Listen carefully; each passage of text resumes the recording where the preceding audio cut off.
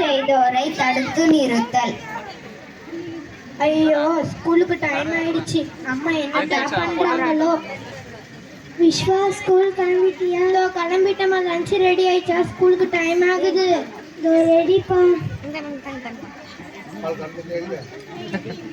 Snacks வாங்க 10 ரூபா கொடுங்கம்மா. இந்த வரும்போது சாப்பிடு.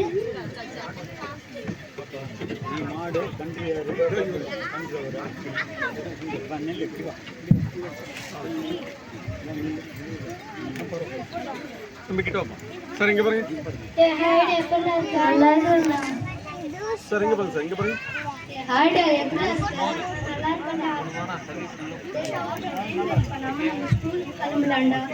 ஸ்நாக்ஸ் வாங்க 10 ரூபா கொடுத்துருக்காங்க.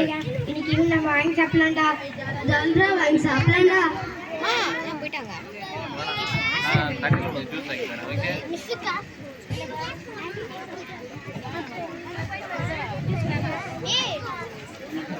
ஐயோ, பொழுது விடுஞ்சிச்சா? இனிமேல் தான் நமக்கு பிரச்சனையே ஆரம்பிக்க போகுது. கடவுளே, எத்தனையோ பேர் வேலை உணவு கிடைக்குது, நமக்கு ஒரு வேலை கூட உணவு கிடைக்க மாட்டேங்குது. எங்களுக்கு ஒரு வேலையாச்சும் உணவை தந்து காப்பாற்றணும் கடவுளே.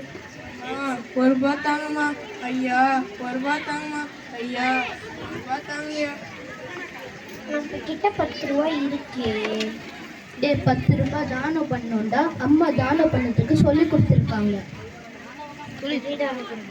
அப்போ நம்ம போயிட்டு நல்லா இருக்க முடியும். என்னடா பண்ற? நம்ம தானம் பண்றோம்டா. நம்ம லைஃப்ல தானம் தாண்டா சிறந்தது. நான் கொடுக்குறேன்டா. நம்ம நல்லா இருக்க முடியும். நம்மளுக்கு இந்த 10 ரூபாய் ஈஸியாக கிடைக்கும்டா. நம்ம அம்மா அப்பா நம்மளுக்கு தருவாங்கடா. இருக்குன்னு யாரா இருக்கா? இந்த 10 ரூபாய்க்காக 10 பேர்கிட்ட கையேங்கணும்டா. இருக்கு ரொம்ப பசிக்கொண்டா.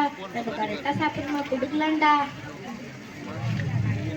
கேட்பவருக்கு ஒரு கலசம் தண்ணீர் கொடுப்பதில் பலன் நமக்கு கிடைத்துவிடும். ஏழைக்கு இறங்குகிறவன் கடவுளுக்கே கடன் கொடுக்கிறான். இவற்றை அறிந்து நம் தானம்